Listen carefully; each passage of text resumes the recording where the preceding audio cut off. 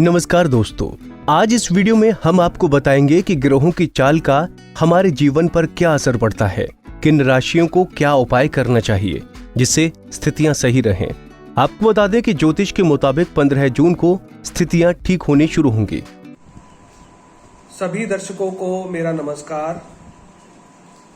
आज की इस पोस्ट में मैं कुछ महत्वपूर्ण जानकारियां आपको दूंगा, यानी कि जो वर्तमान में ग्रहों का गोचर हो रहा है और जो प्रभाव दुनिया और देश पर पड़ रहा है और कौन सी राशि पे इसका प्रभाव ज़्यादा है और कौन सी राशि वाले क्या करें जिससे जो स्थितियां हैं वो हमारे पक्ष में रहें और हमें इस माहौल से निकलने का साहस दें।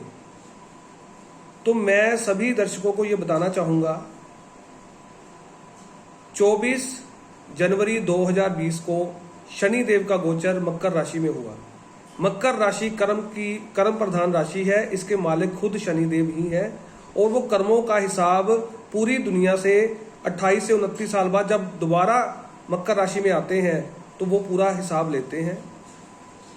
और उसके बाद मैं ये बताना चाहूँगा कि 10 जनवरी 2020 को मकर राशि में सूर्य देव का गोचर हुआ था और 24 जनवरी को इन दोनों का आपस में युति बन गई। सूर्य और शनि पिता और पुत्र आपस में शत्रु हैं, इनकी आपस में सोच नहीं मिलती। सूर्य अगर प्रकाश के मालिक हैं तो शनि देव अंधेरे के कारक हैं और दोनों की आपस में शत्रुता है पूरी और आपस में इनका जो मत है वो नहीं मिलता। तो ये चीज़ों का असर पूरी दुनिया पर शुरू हुआ। तो राहु देव भी उस वक्त मिथुन राशि में विराजमान थे। तो वो जब से सूर्य शनि और राहु के बीच जब आए, ये जनवरी की ही घटना है 2020 की, और उस वक्त देवगुरु बृहस्पति का गोचर भी मकर राशि में जब हुआ तो ये स्थितियां जो पूरी दुनिया पे महामारी के रूप में आई तो बहुत ज्यादा विचलित किया दुनिया को। सबके कामकाज बंद हो गए, मंदिर बंद हो गए, स्कूल बंद हो गए, विद्या का सारा काम रुक गया। यानी कि शुभ ग्रहों के ऊपर पापी ग्रहों का प्रभाव जब पड़ा तो उन्होंने दुनिया से अपनी चीजों का व्यापार करवाया या उनको वो रोक दे दिए जिसके वो कारक हैं या मालिक हैं। तो अब भी जब मकर राशि में सूर्य देव का गोचर हुआ है जनवरी 2021 को, तो अभी भी वो सूर्य देव राहु और शनि के बीच में चल रहे हैं। तो तभी इतनी स्थितियां फिर दोबारा विचलित कर रही हैं हमें। तो इसमें घबराने की जरूरत नहीं है। थोड़े थोड़े उपाय करके, थोड़ी सावधानी रख के हम अपना और अपने परिवार का पूरा ख्याल रख सकते हैं। तो वही जानकारी आज मैं आपको यहाँ पे देने आया हूँ।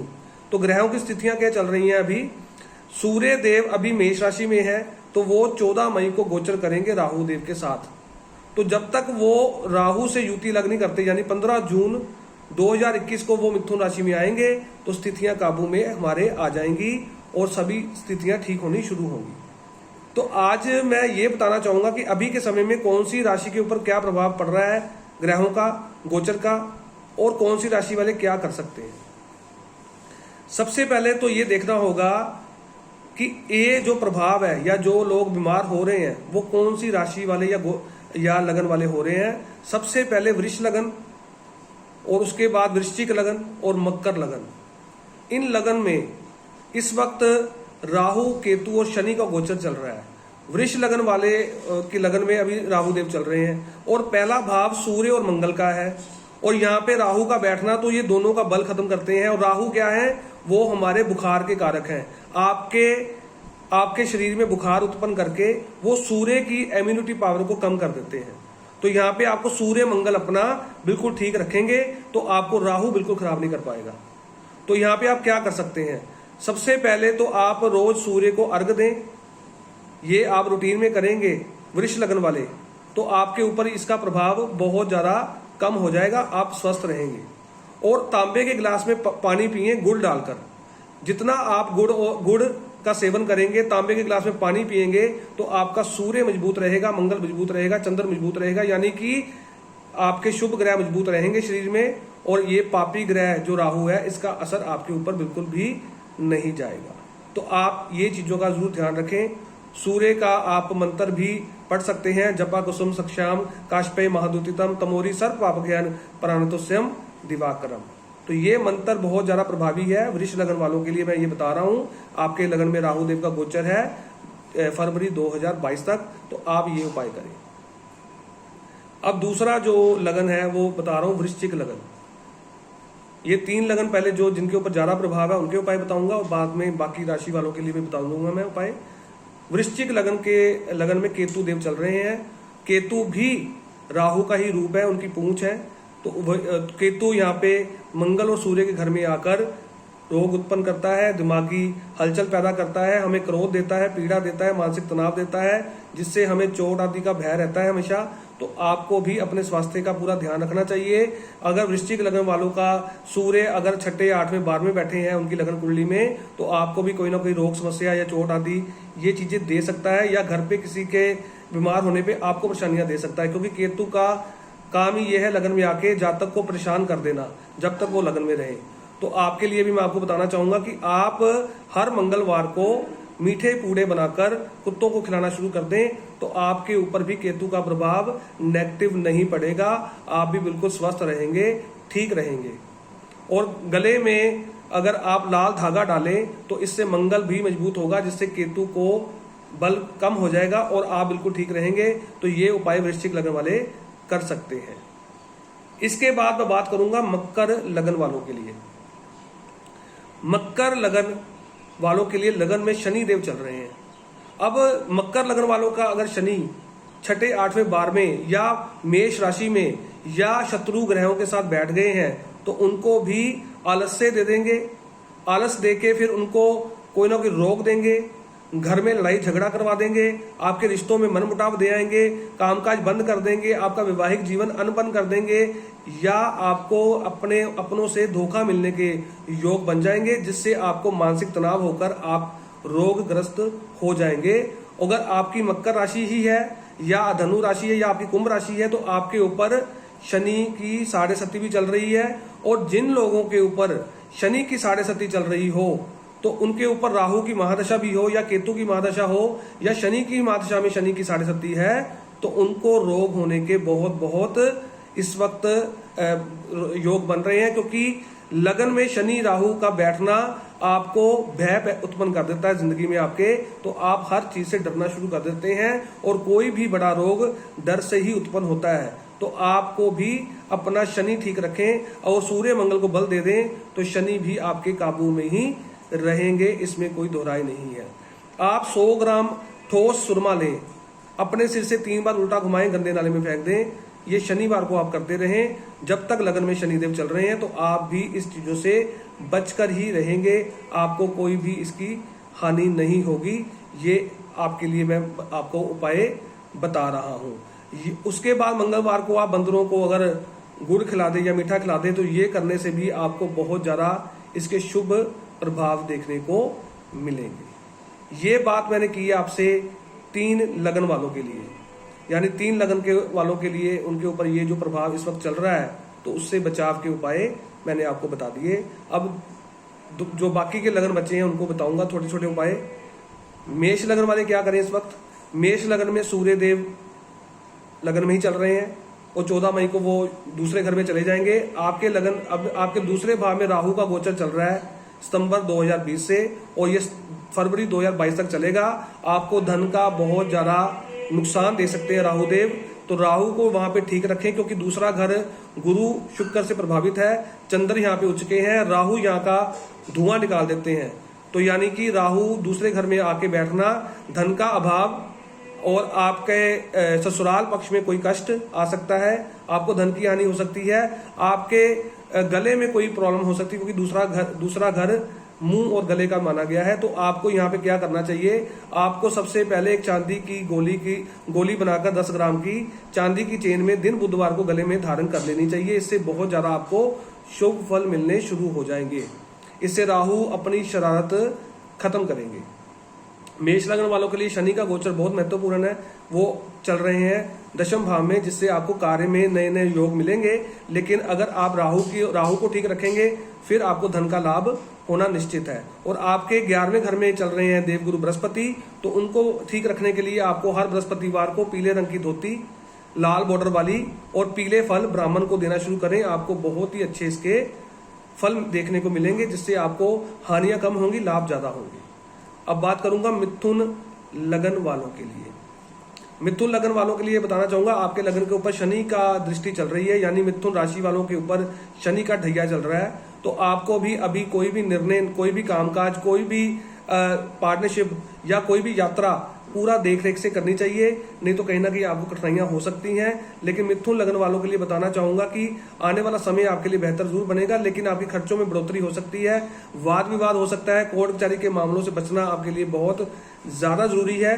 राहु का गोचर आपके चल रहा है अभी 12वें भाव में। 12वां घर हमारा छत का माना गया है, और ये हमारा जो है पूर्व और दक्षिण का जो हिस्सा है घर का हमारा, तो यहाँ पे रसोई होना जरूरी है। अगर ना हो तो कहीं ना कहीं हमें कठिनाइयां जरूर आती हैं।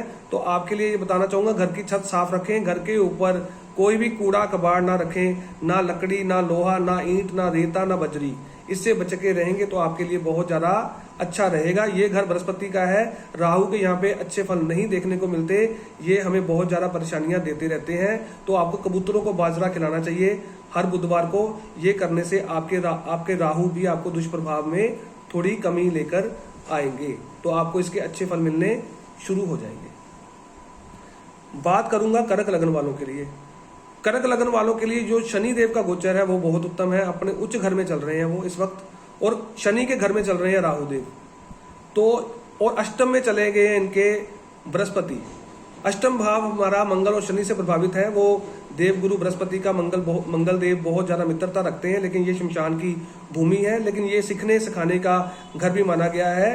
तो यहाँ पे देव गुरु बृहस्पति का गोचर यानी कि आपकी सोच समझ को थोड़ा सा वो डामाडोल कर सकते हैं। इसके लिए घबराने की बात नहीं है। आप अगर शमशान घाट के अंदर बना हुआ मंदिर, वहां पे चने की दाल देते रहे हर वीरवार और 11 केले देते रहे, तो आपको बहुत ज्यादा देवगुरु बृहस्पति के अच्छे फल मिलेंगे, क्योंकि जो उनकी दृष्टियां हैं आपके 12वें घर में, दूसरे घर में और चौथे घर में, तो ये आपके खर्चों में बढ़ोतरी जरूर करेंगे, लेकिन घर में धन बहुत आएगा। घर में आपके घर में बहुत ज्यादा सुख समृद्धि वाला कार्य भी हो सकते हैं। नया वाहन, नया घर बन सकता है, नया उत्सव हो सकता है। तो ये चीजों का आप ध्यान रखें। इसके बाद सिंह लगन वालों की बात करूंगा मैं। सिंह लगन वालों के लिए बताना चाहूंगा कि आपके सूर्य देव इस वक्त थोड़ा सा, जो मालिक है आपके लगन के, वो थोड़ी अच्छी स्थिति में नहीं चल रहे। 15 जून तक अपने स्वास्थ्य संबंधी, अपने व्यापार संबंधी, अपने रिश्तों संबंधी थोड़ा सोच विचार से आगे बढ़े। कोई भी गलत निर्णय जल्दबाजी में ना लें, नहीं तो आपको नुकसान हो सकता है। नहीं, बाकी आपके लिए बहुत अच्छा समय चल रहा है, इसमें कोई दो राय नहीं है। अगर सिंह लगन वालों के लिए सूर्य देव अष्टम में आपके अष्टम में बैठे हैं, जो रोग और मृत्यु का कारक है, तो आप 800 ग्राम गुड़ जल प्रवाह करते रहे हर रविवार। ये करने से बहुत ज्यादा सूर्य देव के अच्छे फल मिलेंगे और आपको स्वास्थ्य संबंधी या कोई और परेशानी नहीं आ पाएगी। तो आप ये ध्यान रख सकते हैं। कन्या लगन वालों के लिए बात करूंगा मैं। कन्या लगन इसके कारक जो है बुध है, और कन्या लगन वालों के लिए दशम भाव भी बुध का ही कारक है। तो अगर आपकी स्थिति, आपके बुध की स्थिति अच्छी है आपके जीवन में, तो आपको बहुत ज्यादा अच्छे अवसर ही मिलेंगे हर क्षेत्र में, यानी कि आपको लाभ ही लाभ होगा अगर आपका बुध कायम है। लेकिन बुध अगर छठा भाव तो बुध का अपना ही है, लेकिन अष्टम या 12वें घर से बैठे हैं, 12वें घर का बुध जिंदगी में बहुत ज्यादा कई बार डामाडोल कर देते हैं। अगर सूर्य शनि की दृष्टि बुध पर ना हो या युति ना बन रही हो, तो मैं ये बताना चाहूंगा कि अगर बुध किसी का कमजोर चल रहा है कन्या लगन वालों के लिए, तो उनको हर बुधवार को छोटी कन्याओं को हरे रंग की वस्तुएं देनी चाहिए, या 5-5 के नोट उनको देने चाहिए छोटी कन्याओं को। इससे आपका बुध बहुत कायम होगा, तो बुध के आपको अच्छे फल मिलने शुरू हो जाएंगे। तुला लगन की बात करूंगा। तुला लगन वालों के ऊपर अभी शनि की दृष्टि चल रही है, यानी शनि का ढैया चल रहा है तुला लगन के ऊपर।